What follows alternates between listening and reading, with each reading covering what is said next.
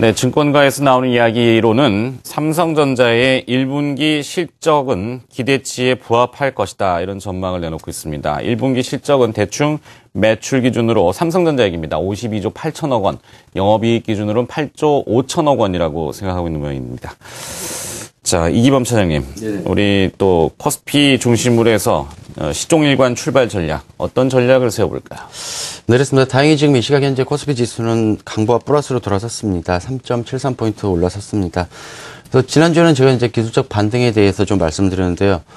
오늘 이 시간 현재 같은 경우 이제 기술적 반등이 계속 지속이 여부가 되는지 그걸 좀 확인 속에서 좀 대응을 해보자라고 그래서 기술적 반등 확인성 대응이라고 서브타이틀 좀 잡았었는데요.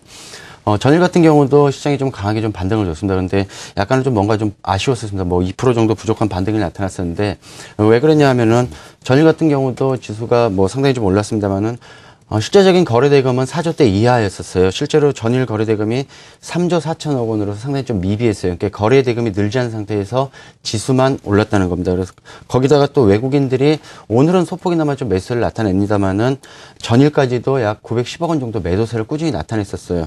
그러면은 지난 3월 7일부터 해서 전일까지 나왔던 외국인 물량이 약 2조 7,465억 매도를 했습니다. 결코 작은 물량은 아닌데요. 그래서 전일 좀 반등을 했었는데 좀 아쉽다라는 부분이 여기서 나왔고요. 그 다음에 또 하나 최근에 보게 되면은 전일 같은 경우는 전체 거래대금이 약 3조 4천억 원이었는데 외국인들 파생시장, 특히 선물시장에서 좀 웹더덕 현상이 좀 심하게 나타났습니다. 실제로 지금 보면은 전일 같은 경우도 선물 시장은 더 많이 한 5포인트 넘게 올랐는데 코스피 지수는 좀 약간 좀 못 미치는 부분이 나타났습니다. 이는 다시 말씀드리면 뭐냐면은 시장에 대해서 아직까지 뭐 방향성에 대해서 확실한 배팅이 나오지 않기 때문에 외국인들이 단기적으로 좀 장중에 단기 매매가 좀 급증하는 현상이 나타났었습니다. 그래서 이 부분도 좀 아쉬운 부분이 있었고요. 또 시장 주도주가 좀 부재한 부분도 없지 않아 있었습니다. 뭐 과거에는 삼성전자라든지 뭐 현대차, 기아차, 전차군단이 좀 이끌었다고 그러면은 최근에 지수를 반등했다는 시가총액 상위 종목들 일제히 좀 골고루 올라가는 모습을 보여주는데요. 이거는 뭐냐면 외국인들의 직접적인 현물 매수보다는 바스켓 매매로 해서 프로그램 비차익 쪽에서 매매가 들어서 이 부분을 좀 토탈 보면은 하반기 경직성은 띄고 있으나 좀 아쉬운 부분이 좀 나타났다고 말씀드릴 수 있겠고요. 그러면 어떻게 대응을 해야 되겠느냐 이제 좀 저희가 지켜볼 필요가 있는 게 있는데요. 역시 뭐 뭐니 하더라도 외국인들이 현물 즉 주식 쪽에 대해서 실제로 매수 전환이 하는지 오늘처럼 이제 오늘 아침에는 기분 좋게 약 40억 원 정도 매수를 했는데 종가 때까지 뭐 적게는 2천억, 3천억 정도 매수가 들어오는지 역시 이 자금은 뭐 뱅가드에 팔았던 물량 다시 재유입될 수 있겠고 유럽 자금이라든지 최근에 이슈가 됐던 중국 차이나머니도 들 수 있겠습니다. 그래서 반드시 외국인들의 현물 매수 전환이 반드시 체크를 좀 해봐야 될 필요 있겠고요. 이 시각에 이제 삼성전자 봤더니, 다행히도 150만 원대를 돌파했습니다. 그래서 삼성전자 주가가 종가 기준으로 150만 원대 위에 안착하는지를 또 반드시 한번 더 체크할 필요가 있겠고요.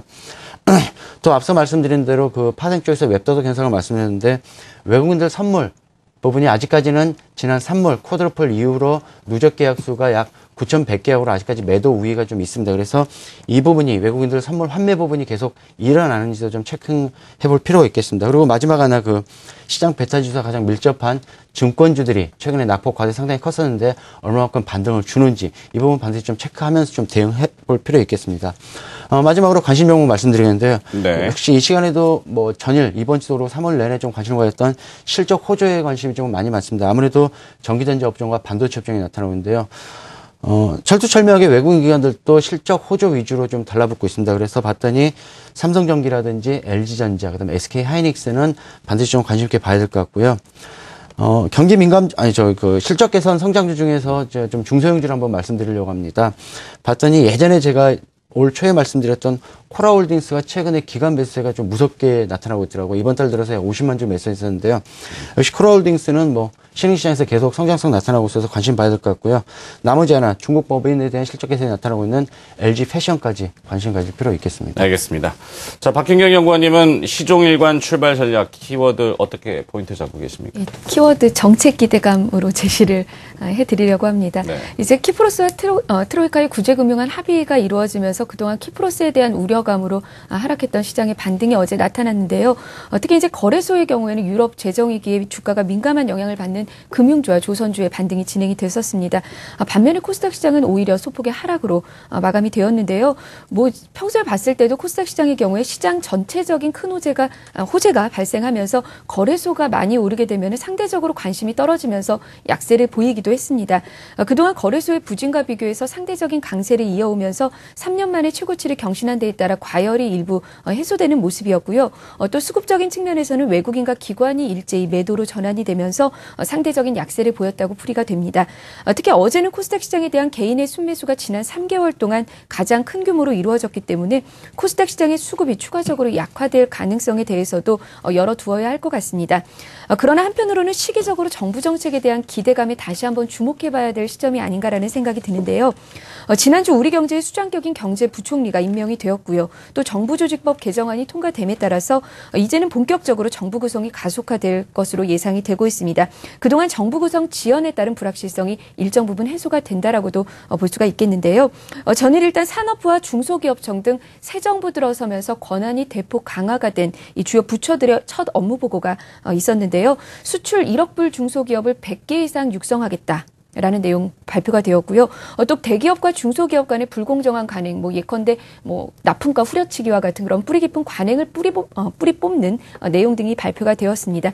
코스닥 종목 가운데에서 수출 비중이 높은 IT와 자동차 부품주의 경우가 특히 이러한 관행의 대표적인 피해주라고 할 수가 있겠는데요.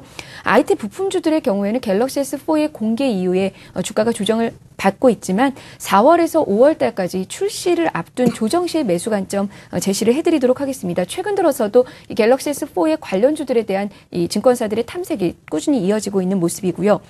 또한 자동차 부품주의 경우에는 미국 시장에서 안정적인 점유율을 보이고 있는 가운데 중국 시장에서의 성과가 상당히 양호하게 나타나고 있다는 점에 주목을 해야 될 것 같습니다.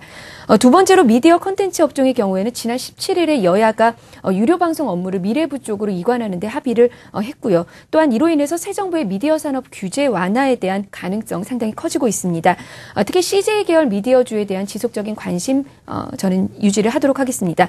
마지막으로 정책 기대감이 나타날 수 있는 업종은 제약과 헬스케어 쪽인데요. 글로벌 제약산업 육성펀드 1,000억 원, 그리고 정책 융자 지원 1조 3천억 원 등을 포함해서 제약산업 5개년 종합계획안이 이번 달 안으로 발표가 될 것으로 예정이 되어 있습니다. 정책 민감도가 상당히 높은 헬스케어 업종의 특성상 추가적인 상승을 기대해 보도록 하겠습니다. 네. 잘 알겠습니다. 시종일관 출발 전략 두 분이 도움 말씀을 많이 주셨습니다. HMC 투자증권 분당 지점의 이기범 차장, 그리고 우리 투자증권 머그클럽의 박현경 연구원이었습니다. 고맙습니다.